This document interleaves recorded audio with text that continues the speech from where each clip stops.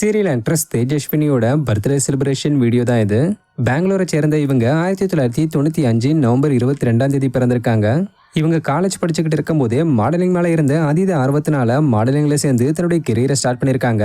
இது மூலமா இவங்களுக்கு 2016 கோயிலம்மான்ற ஒரு தெலுங்கு சீரியல்ல நடிக்க வாய்ப்பு கிடைச்சி அப்படியே பிரபலமாகி பல டிவி ஷோஸ்ல நடிச்சிருந்த தேஜஸ்வினி அப்புறம் தமிழ்ல வித்யா நம்பர் 1ன்ற சீரியல் மூலமா அறிமுகமாகி இப்ப ஜீ தமிழ்ல பலரும் விரும்பி பார்த்துக்கிட்டு வர அயலை சீரியல்ல டைட்டில் ரோல்ல நடிச்சுக்கிட்டு வராங்க.